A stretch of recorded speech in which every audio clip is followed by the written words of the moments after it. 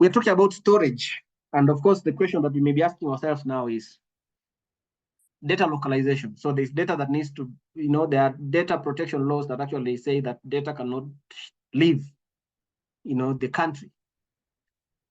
But of course, it's focusing more on the personal data. Of course, personal data cannot leave the country. But if data is anonymized, so the question is, can that data be shared outside the country?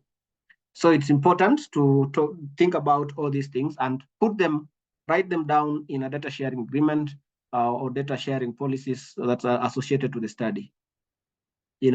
Select appropriate storage solutions based on the data volume, accessibility needs, and long-term preservation considerations adhering to the data privacy laws. Of course, in compliance with data protection and privacy laws. Archiving strategies, implement archiving strategies to ensure data remains accessible and usable over time, complying with retention requirements. So there are countries that may have very strict restrictions around how long the data should be kept. But of course, right now I think there's some clarity around data that can be kept and data that cannot be kept for how many years. As long as the data are anonymized and you have anonymized data and personal data, separately, then the personal data you can delete it, and after how long, so there are laws, and maybe we can discuss that. Yeah, so I think that is that. But before we finish, I have 3 questions. And these questions, I would like you to just think about this and type it in the chat. Type your answer in the chat. The question I'm asking overall discussion point is, as I started, I said there are 2 things that are driving how we look at data in currently: data privacy laws or data protection laws and digital evolution, the AI and all this digital technology. Those majorly, there are many things, but majorly those 2 things are driving how we look at data.